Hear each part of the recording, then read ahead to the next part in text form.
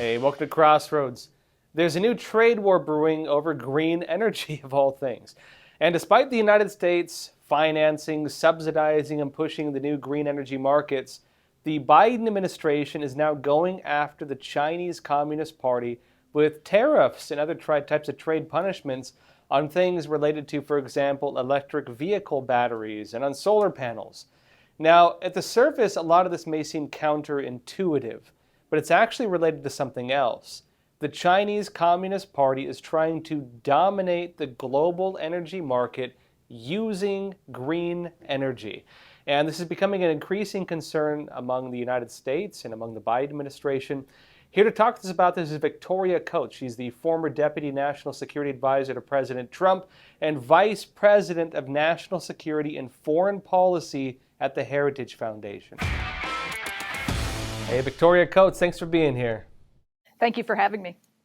So, Heritage Foundation just did a big report pointing to the Chinese Communist Party building a system of control over the green energy market. And, this is interesting timing because Biden is going after the Chinese Communist Party on electric vehicles. He's going after them on solar panels. And, on the surface, this seems counterintuitive because he's pushing so hard with the green agenda. You'd think that other countries building, green energy products, you'd think they'd like it. So, what's really going on here? What's really happening with all this? Well, it's fascinating to see this shift in that the Biden administration came in with the most progressive, the most radical green agenda in history, and a sense of mandate from the American people to impose a remarkable so-called energy transition, which would mark the first time in human history we would go from more dense, more plentiful, more reasonably priced energy to less dense, less plentiful, much more expensive energy by choice. This has never happened before, and this is what they proposed, and they have over the first 3.5 years called climate change the existential threat facing the United States. And the premise of Chinese handcuffs of the report is that what that has permitted is the the United States falling into the communist Chinese trap of dependency on China for cheap green energy infrastructure. And so that's really what the report details is the campaign, basically the 5G playbook that China got out and dusted off and applied to green infrastructure to try to make the United States dependent on them for energy. Well, and this ties into something important, and I want to go into it at a couple of different angles. One is the strategic importance of energy, because, when we think of war and we think of diplomacy, normally countries dominating other countries, maybe they can do it through narratives or diplomatic means, maybe they can do it through military power, but they can also do it through the control of energy or the control of essential goods. I know with Russia, for example, that was one of Trump's big warnings to Europe. He was telling, Germany and such, hey, if you guys don't start some kind of domestic energy production, your energy infrastructure is going to be controlled by Russia. And they literally laughed at Trump, and, lo and behold, here we are.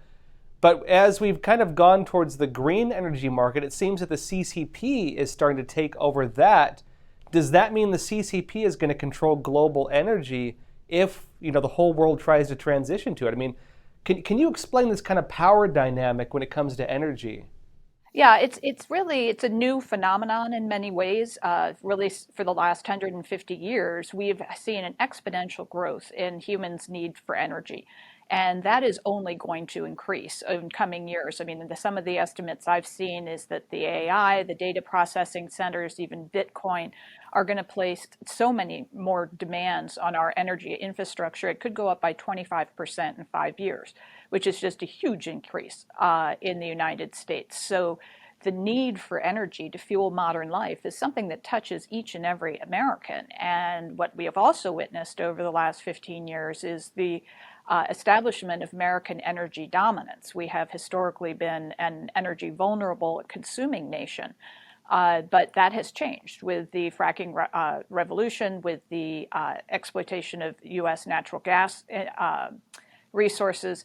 This is something that's become a great strength rather than a weakness for the United States. And I think right around that 15-year time frame was when China, who's the world's largest importing nation, took a look at that and said, gee, we really don't like the United States being one of the three big producers that we would be dependent upon for the supplies that we need.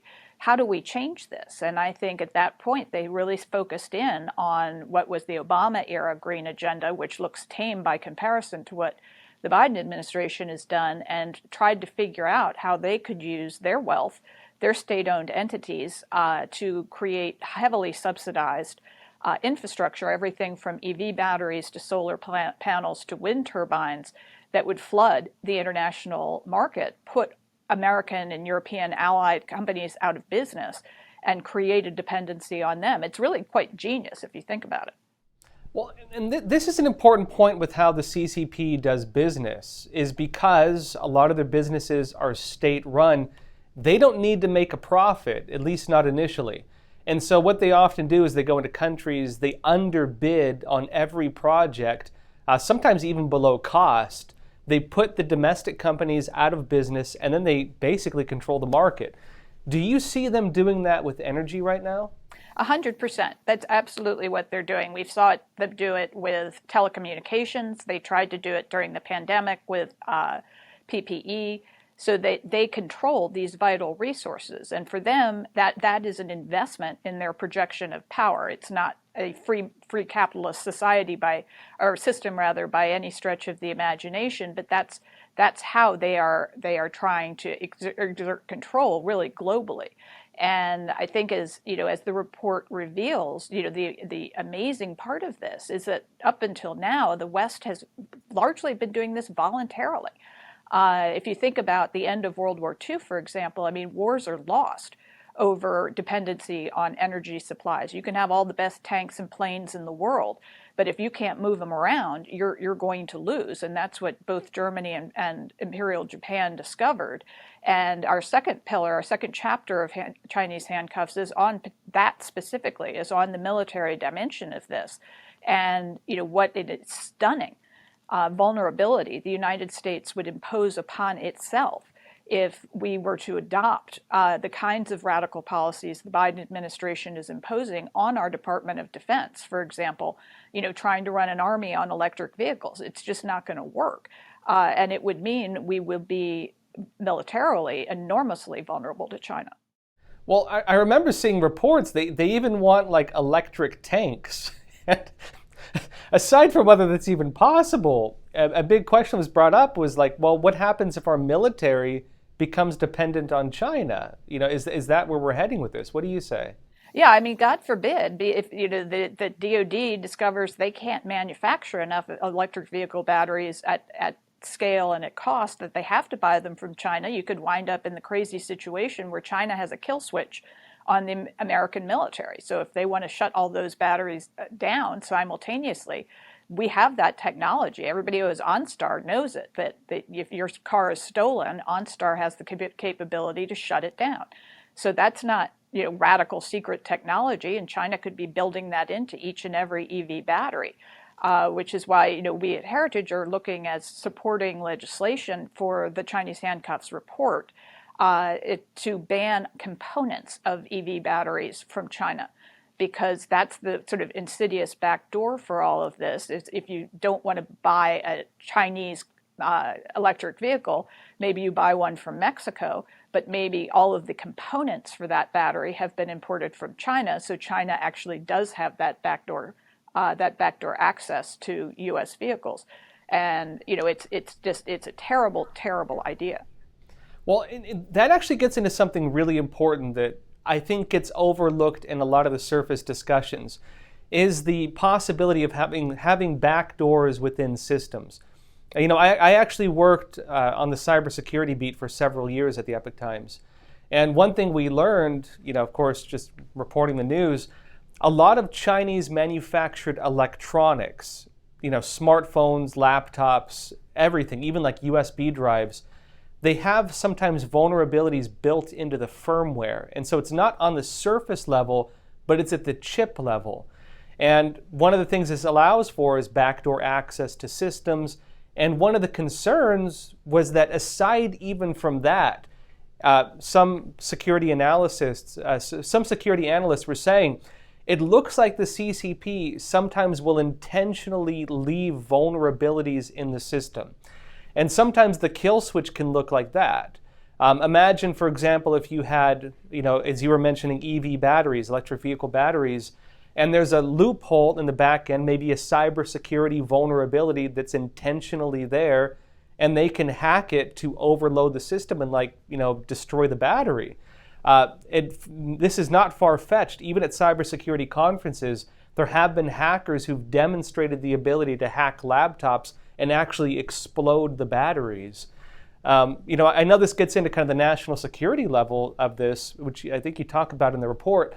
How serious is the national security threat then if we become dependent, one, on Chinese energy, and two, even if our military and key infrastructure become dependent on the CCP?